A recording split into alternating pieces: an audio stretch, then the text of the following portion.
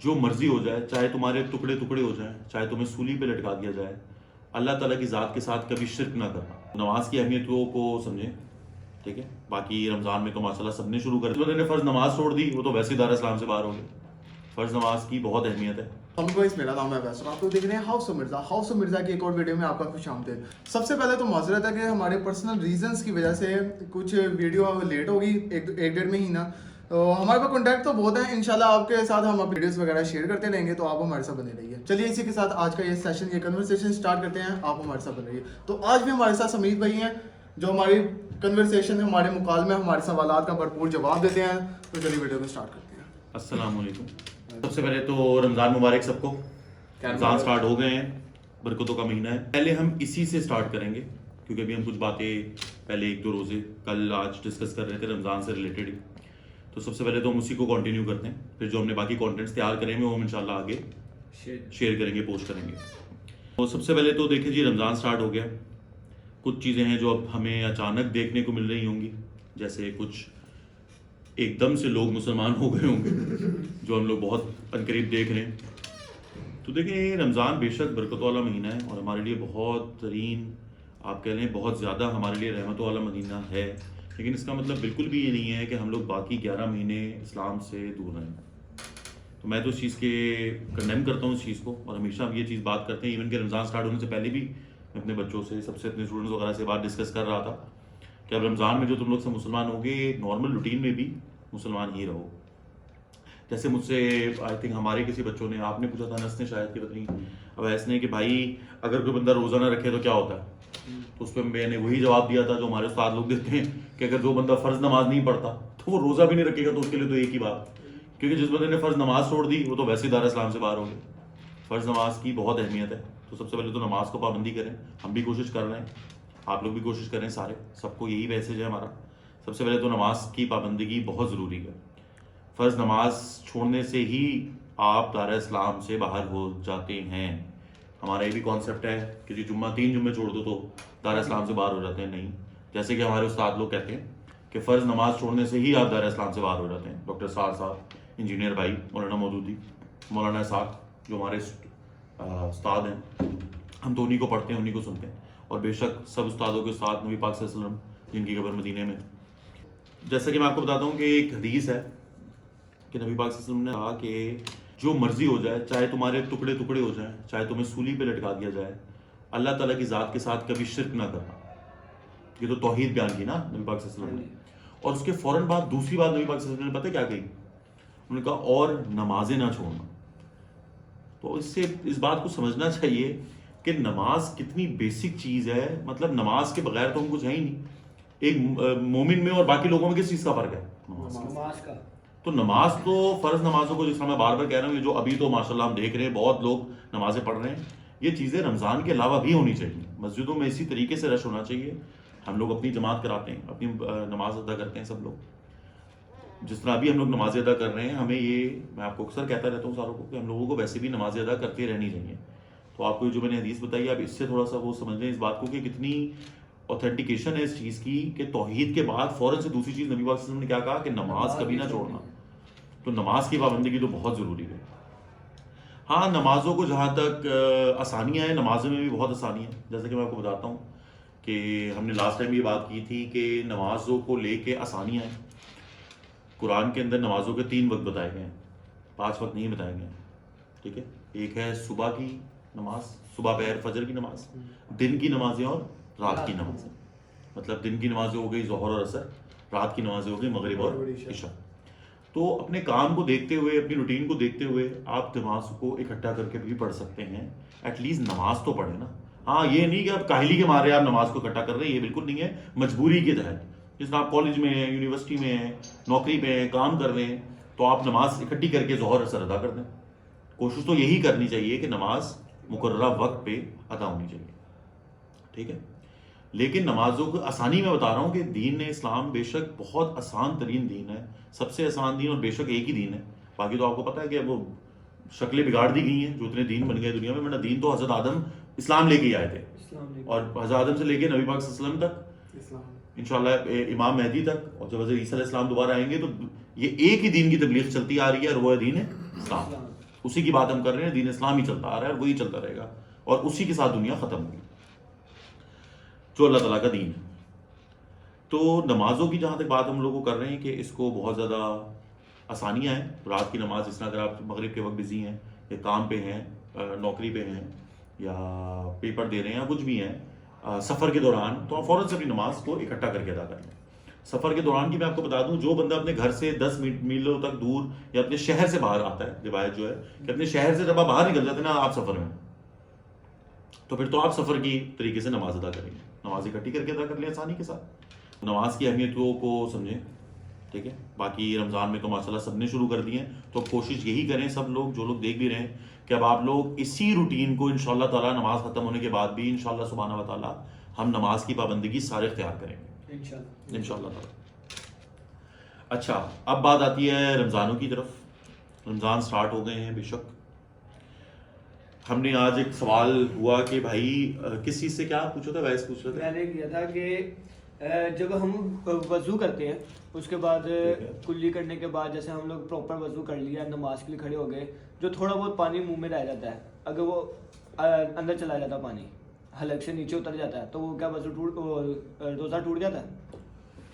دیکھیں, اچھا اس آپ کا کوشچن کیا تھا ویسے, آپ کا بھی کچھ روزہ ٹوٹنے سے ریلیٹڈ تھا نا, کرو آپ بھی کوشچن کرو, میں اس کو نا اس سارے کانٹینٹ کا نا اکٹھا آنسر دوں گا. ٹھیک ہے. میرا یہ کوشچن تھا کہ بھائی اگر کیا کہتے ہیں ہمارا روزہ ہے, تو اگر ہم ناخن وغیرہ کاٹ لیں تو روزہ ٹوٹ جاتا ہے کہ نہیں؟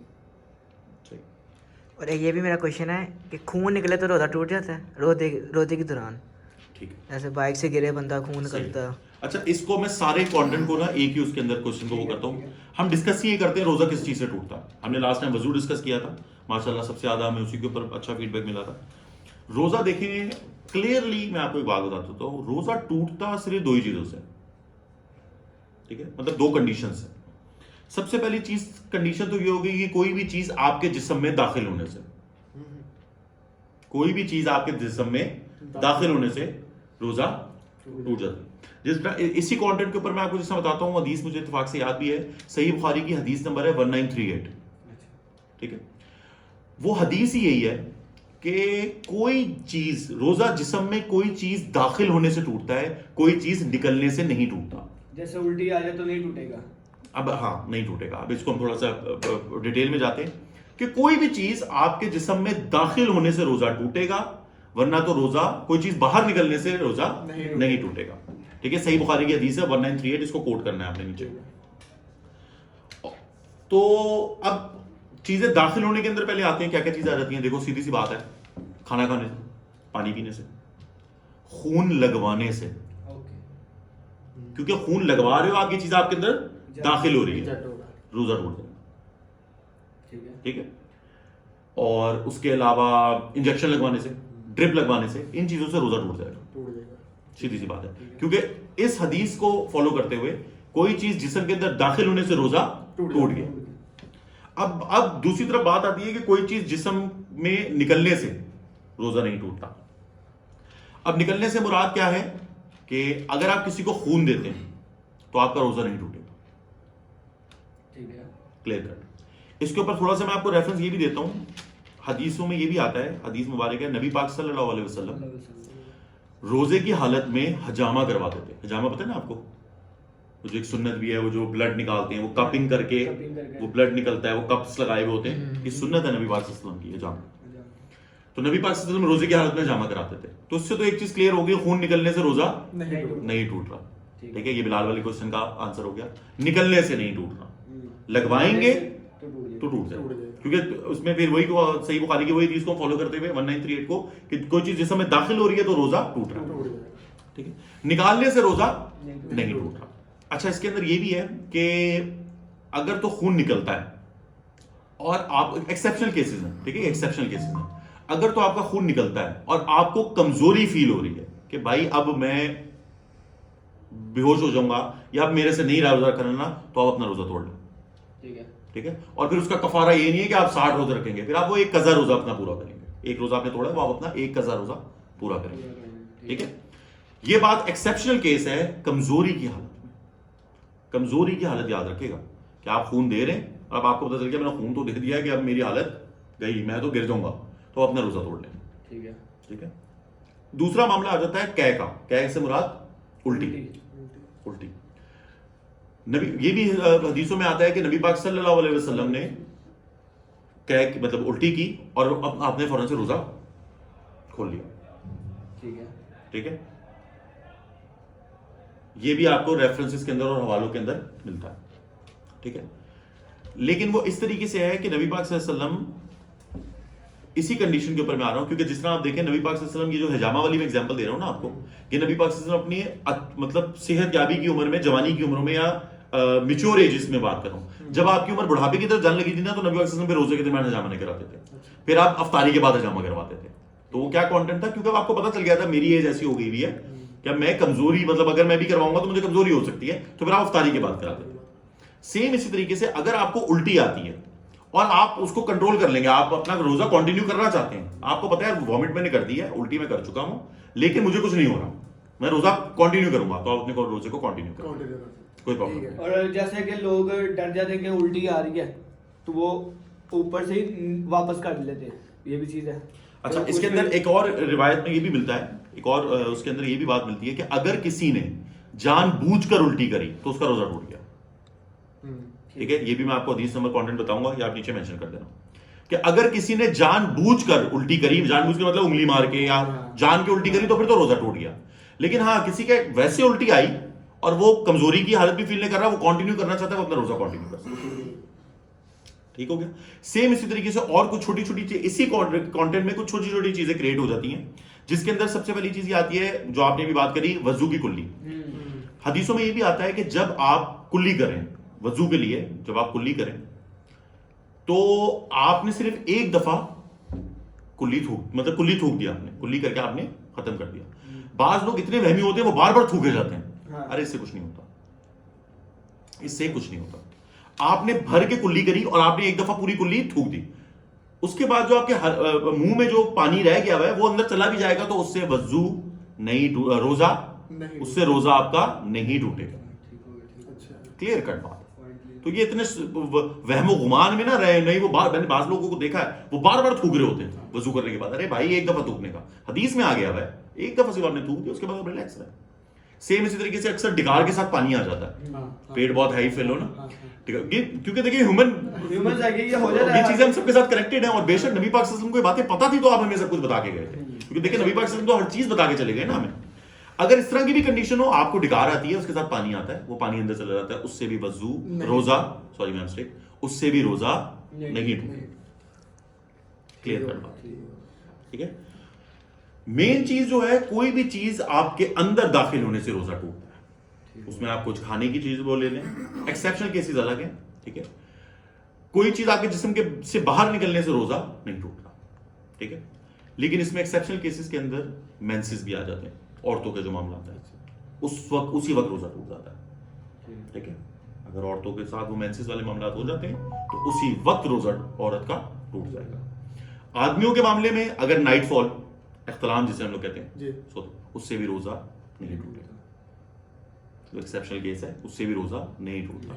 लेकिन हाँ, अगर तो आप जाते हैं मुस्तजनी की तरफ, हैंड प्रैक्टिस जिसे हम लोग कहते हैं, उससे रोजा टूट जाएगा, सीधी सी बात, क्योंकि वो तो वैसे भी हराम काम है, उस तरफ आप जाएंगे तो हराम काम वैसे कर देंगे तो रोजा तो टूट जाएगा। बाकी आप कुछ छोटे मोटे ये भी एक्सेप्शन है, झूठ बोलने से भी रोजा टूट जाता है। बेशक रोजे का मतलब ही ये है कि आप हर गलत काम से बचे रहें, ठीक है।